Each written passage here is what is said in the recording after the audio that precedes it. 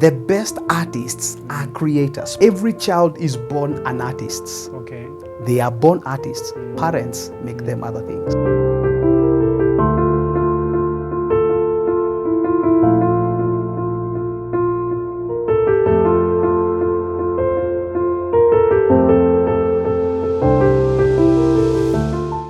Everyone watching, this is yet another episode of Sanaa na Mitindo with me, Isaac Baraak. I'm so very excited to have another guest. He is a reverend and he is also a painter. So I'm so excited to be able to host him today on the show. Remember, our show always airs every Saturday from 11 a.m. You can't afford to miss it. So today's episode, we continue with the series on painting and arts. So we have our amazing guest today. Allow me to introduce him. Karibu sana. Thank you for gracing our show. Thank you for being one of our third guests in this amazing series. Nimejibamba, nimelearn vitu mingi as far as art is concerned, story na ma canvas and all that. So karibu sana. Asante. You can introduce yourself maybe to our audience. That's your camera there. Okay. You can tell them maybe who you are and the things you do. Karibu sana. Thank you so much. My name is Reverend Fredrick Mukiri. Born and raised in Thika Town. Not so many years ago, 42 years ago. Born to a 17-year-old girl and around a 22-year-old boy. Right. And first born in a family of 4, actually 5, yes. Those are some other mathematics, you know, they are the issues. Life is a matter of issues. And so 4 that I was born with the same mother, then 1 was born from another mother. And so schooled from the year 1984. 1984. That's when I entered formal education. Nice. Mugmoini Nursery School, then I went to Thika Primary School. Nice. For 8 years. Then from there, went to Githiga High School in Kiambu between the year 1993 and 1996. Well, it was an interesting phase. I am so much into high school ministry, and I tell young people there are only 2 schools in my life that I've never been kicked out. Which ones? I've never been kicked out of nursery school, and I've never been kicked out of Sunday school. Nice. So every other school I was kicked out. Yes, not because I was a bad boy, but they said I was good for nothing. What? Being told that is very hurting. That is very hurting. And so my life became just like a process of proving I was good for something.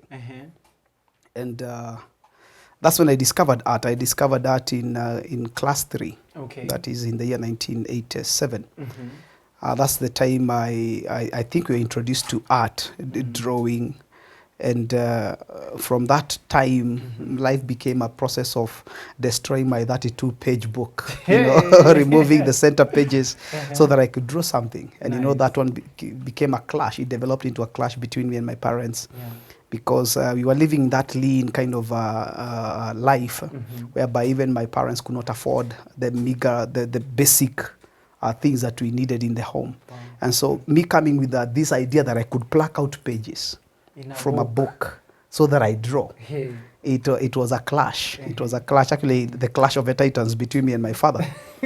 And so my father told me, you cannot draw anymore. Wow. You can't draw. I felt it was something that you know, anytime you are taught to draw something in school, I would draw it better than others. Wow. And I would even be bribed, quote unquote, by the others to draw for them. Because I think those were the days whereby we used to be given free school milk. Wow. And so during the days of the school milk, yes, I would take more. We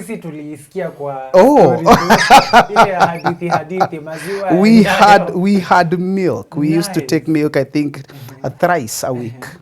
And so I would drink more milk than everybody else because all the assignments, all the geography assignments, maps, all the science, whatever, during the elementary, all these animals, all the agriculture, all of them, they were brought to me. Wow. And so I started, quote unquote, commercializing my art At a very as young early age. as class 4, class 5. That's the time it started that way. And so the clash started at home. I couldn't draw at home. Okay. Because I remember there was a time whereby every time I would come home, my father, the first thing he would do was to take my books and just calculate how many pages do you have. If it's not 32, there will be a clash. I have to explain where the center page went. Wow. And all these things. And sometimes I remember there was a time whereby one of my book was less 4 pages. And so he said I needed to buy that book. Jeez. And so I needed to look for a way of buying another book. And I commercialized a certain piece of art, and I bought the exercise book. Where? So that's how art started paying for me. But my greatest inspiration was my grandmother, who bought for me a certain book, a certain A4 drawing book, and some colored pencils, 12 of them. And from that point, I started now coloring my work. I used to draw in pencil, but now I could now add color to my pencils. And so from there, it just became something else. It's something that's, I call it a development of something that I never knew that existed within me. Nice, nice, nice. This is really amazing.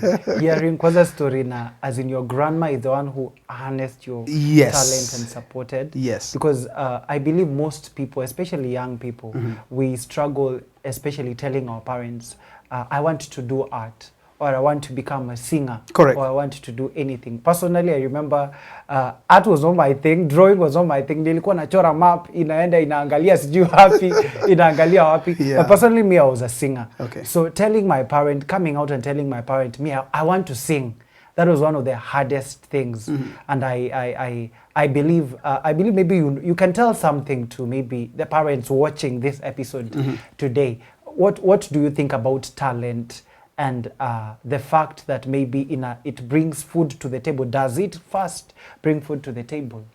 Yes, it does. Yes, it does. Where I am right now, it does everything. It clothes me. It pays the rent. It pays for my wife's beauty. It pays for everything. Your wife's beauty? Yeah, that's it. It pays for everything. But what discourages the parents most of the time is they have this quick fix. They have a quick way. They think it's going to pay immediately. And so when they don't see the returns immediately, then they squash that thing. My father, you would imagine, my father wanted me to become a veterinary officer. So after high school, he took me to Kenya Polytechnic. Today is the Technical University of Kenya. And I was supposed to do applied biology. And after 3 years, I would graduate and go maybe to Kemri or Kari in Lugoga. And so that was that. That was their dream. Yes. Because I know the dream of every parent is for their child to succeed. And so after studying the economies and how the things are in the country, they look for these careers and these goals and they plan their child's life. Rarely do parents look at the gracing of a child. Wow.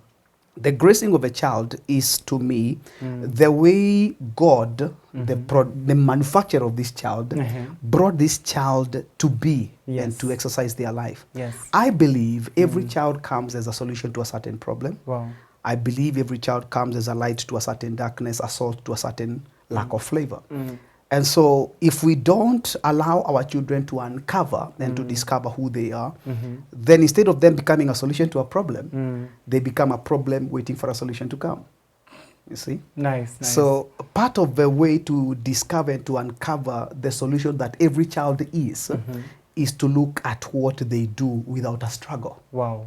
That's why to me, I believe the very first initial times or the initial years of a child, they're supposed to be with a parent, not a guardian, not a nanny, not a house girl. Is a parent, especially the father, is supposed to look and examine this child from afar. What are they doing? What are they attracted to? Are they attracted to machines? Are they attracted to color?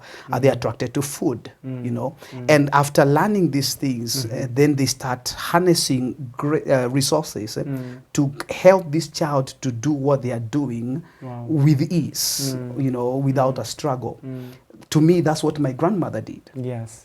She didn't teach me to draw because she didn't know how to. Yes. She only afforded the tools, the marking pencils, the pencils, and the book. Yeah. From that, I could do it on my own. Wow. You see. So does it pay? Yes, of course it pays, but it doesn't pay the way we would wish it to pay. Okay. Because art, especially like now the visual art, unless it is seen by someone, you can't sell it. You see, so it takes time for you to develop your own resume, to develop your own, let me call it a catalog or something, a certain a certain way of expressing yourself as an artist. Who knows you or who sees you? Yeah. So how it is seen and how well you have developed yourself as an artist, then it will be appreciated. Wow. And the people who appreciate, they can give any amount of money to own what you're doing. Amazing, amazing. Yeah. So what does it take for one to become a good painter? Like a piece like this, you know, you paint up, this is really good. So what does it take for one to paint a good piece or to become a good painter? Ulienda shule, did you go to school, or what exactly do you have to do to become a good one? I believe in matters art, the best school is the life school. Wow. You may go to an institution to be trained by people who are teachers who teach you how to paint. But only an artist can be taught how to paint. You may be taught how to paint by someone who is an artist, but unless that thing is an internal drive in you, the thing just fizzles out. Because it has to, art is not a skill that you learn. Art is something that develops from within.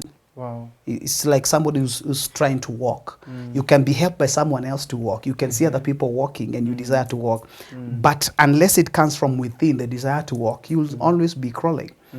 I believe there are people who are specifically creators. They are not painters per se, but they are creators. The best artists are creators. People who are within them, they have the mind and let me call it the spirit to be able to gather this and that and form something that has never been seen. Wow. Even in portraiture, you are capturing a portrait. Like now I'm capturing a portrait here. Is a self-portrait, but it's not, I don't look like that. My face looks like that, but the person I'm painting is a person who doesn't exist on the planet. Yes. Because personally, I don't wear brown, but I'm capturing something. I love black, that's me. Nice. But I'm capturing someone who has never been before. Wow. I'm painting the future. I'm painting something that is desirable, not something that is. That's what we call a creator. A creator can capture something that is not yet in existence. They can, like now, study people like Leonardo da Vinci. Wow. Leonardo da Vinci, people call him a scientist, but he wasn't a scientist. He was a creator. He's somebody who could capture abstract concepts and turn them into reality. Wow. Things that could fly. He could capture some certain paintings and things like that. There were things that were coming from his mind. These were called the great artists. You know, the guy who painted the Mona Lisa, the Last Supper. Nowhere did that guy meet Jesus and the disciples. No. There were things that were coming from within. The way he could read maybe the Bible and try to capture the feelings of how this thing could be expressed. Yes. And he captured, and it became all these things, the big things that we know. The sculpture of Moses that is captured, you know, all the people who are doing these things, they are creators. And I believe, to me, this is a philosophy that I hold. Every child is born an artist. Okay. They are born artists. Parents make them other things. They kill the talent. Okay. So what inspires you as a painter? You have painted several pieces. I guess we can talk about this one. I believe this is one of my favorite pieces that you have done. I love nature. Okay. I love everything that deals with nature and everything. So this is a lioness. Yeah, this is a lioness. So what inspires you to paint a piece like this? Like for this piece? Yeah, for example, like this piece, I was trying to capture, because it appears like this lioness is sneaking upon something. We don't know what it's looking at, but at least you can get the mood of the picture. There is a lot of tension, a lot of suspense. And then I'm trying to capture two colors. There is the natural green, and there is some golden color here. Yes, it's not just capturing wildlife, but trying to capture wildlife in a certain sense. Talking about life, green talks about life everywhere. But golden, yellow, orange, all these blonde, they are discussing some other levels to do with awesomeness and grandeur, you know, and acumen, all these high caliber kind of life. Nice. Talking about the thing that this animal is looking at, it's coming out of life, but it's looking upon some majesty. Wow. So it's a sneak into something that is yet to be experienced. The foot, one of the foot is lifted up. It's like there is some pause. What is going to happen next? You see. So I try as much as possible when I'm doing my paintings, not only to capture the realism of a lioness, but to capture a certain feeling, to capture a story that anybody who is artistic can sit down and go like, okay, there must be something that is going on here. Yes. There is a story. Yes. You see. This is amazing. Actually, that's the part. That's the work of an artist, is to capture the story. Okay. And tell it without saying any word. Wow. Yep. Wow. It's an amazing piece. Personally, I love green. Okay. That is my. Actually, you are dressed in green, so I'm dressed in green. I love green. I wanted to talk about this other piece. Okay. It's also an amazing piece. I really love it. I really love it. Awesome. What do you call green? Yes, green and some gold up there. Yes. So yeah.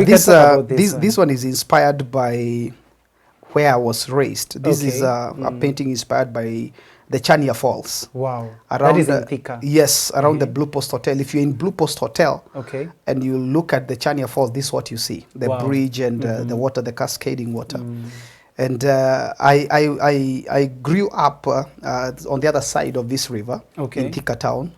I schooled in Majengo, so just below Majengo Estate, that's where the river comes slowly and then falls this side. Wow. And so I always wanted to find out, where does this river go? So the first time I came to Blue Post Hotel, I came to work. There was a club there called Cascades Discotheque. And I remember I paid. One time I paid. I said I was going to the Cascade. How old were you? I think I was 13. Okay, 13. Yes, wow. I'm going to Cascade. And so, I, quote unquote, I bribed the watchman, but I didn't go to the disco. I went down because that time there were so many tourists. So I found my way through to go and see this river. Wow. And that's the first time I saw a waterfall. Wow. The first time. And from that time, I fell in love with waterfalls. Many of my paintings, there must be water. Nice, many of them. Nice. If I'm doing landscapes, somewhere there will be water. I love oceans. I love doing waves and things like that. So this is describing where I came from. This is describing Thika and the nature of where I was born. It's beautiful. It's a beautiful piece. Yes, yes. It's an amazing piece. So these are I guess these are 3 pieces that we can see here. Yeah. What would you say is the number? Do you have a number of some of the pieces you've done? Because I believe you've been painting for around 37 years. Yes. So how many pieces have you done all through those years? That's a long time. Yes, it's quite some time. Well, I still have, you'll be shocked, I still have the first painting that I did. The first one. Okay, I still have it in the house. I didn't come with it. I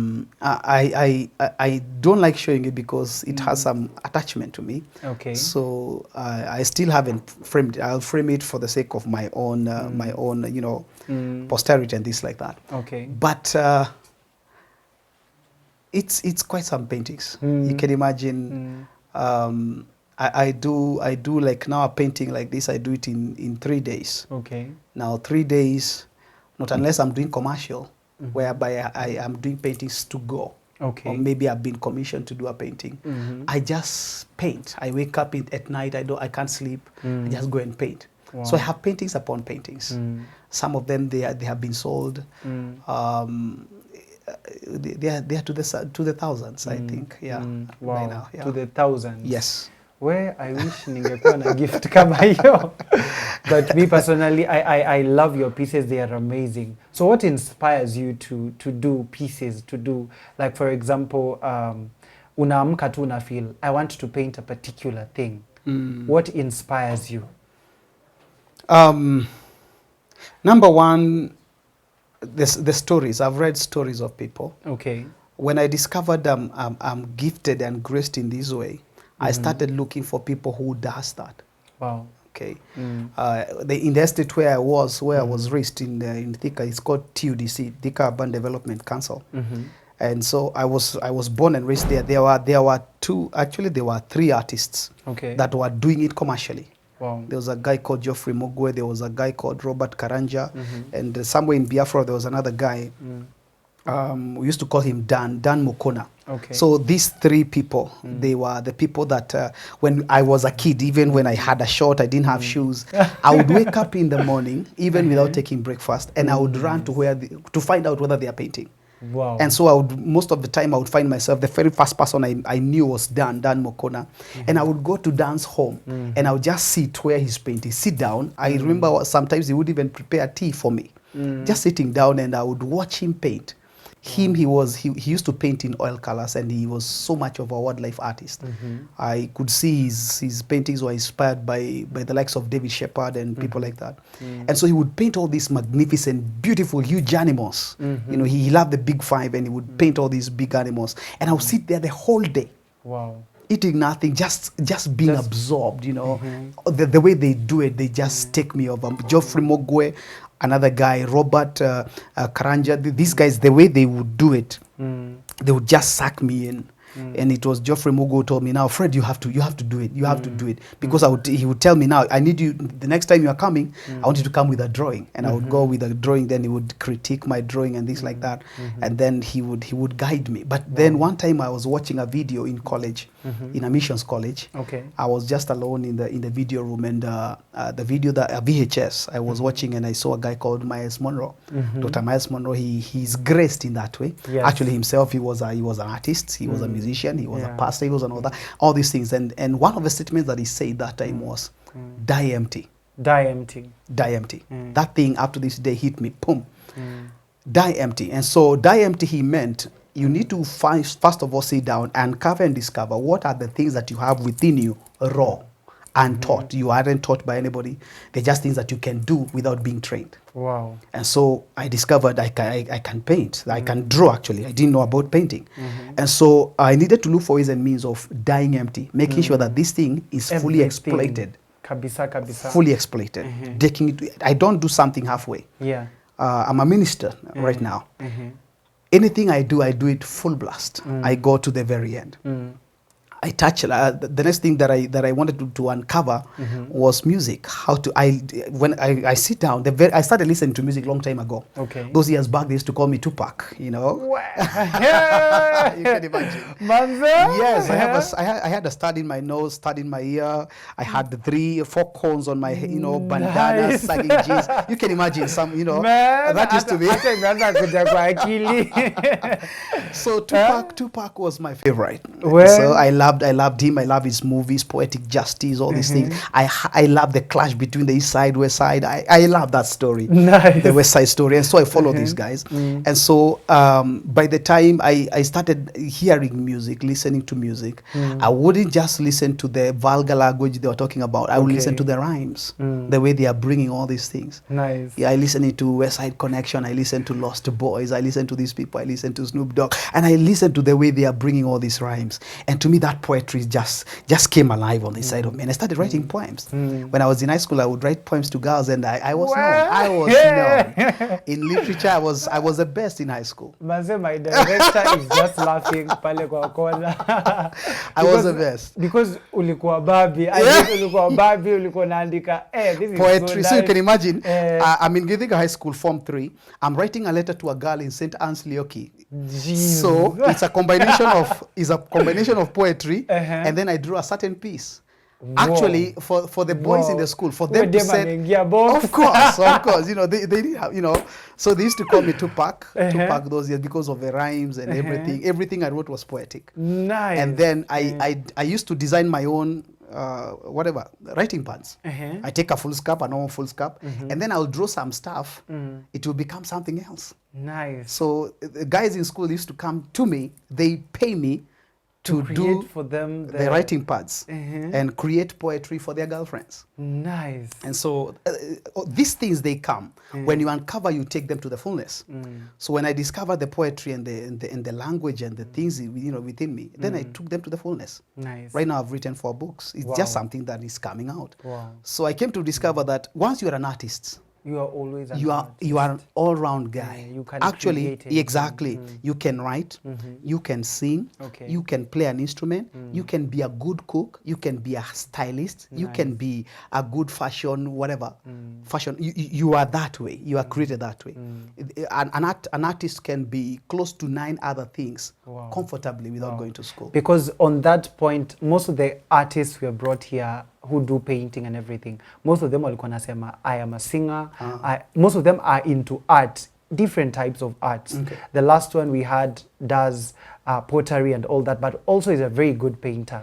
So I can really concur with what you're saying. It's a create. Anytime you find an artist, they are all rounded, they are graced. And I think the reason why artists, they don't make it in life, quote unquote, is because they have all these different graces. So they tend to become, they spread too thin. They don't hone in on this particular thing and exploit it to the fullness. If you're talking about painting, do they exploit it to the fullness? If we're talking about pottery, how far do they take it? Because you need to go to the fullness with every one of these bits. If you discover there is an aspect of you and poetry, how far do you go with it? Go to the fullness. You can imagine the person that is talking here is someone who was a stammerer. But I discovered there's something about me and words. So I had to listen to people. I had to listen to Dr. Leslie Brown, trying to look, how do I change my this stammering to a point whereby I start talking consistently. And he taught me how to articulate words, how to change my chi and chida and sida and all these things, and I bring this articulation, because once I honed into that, once I zeroed in to get that grace out of me, today I stand before people and talk.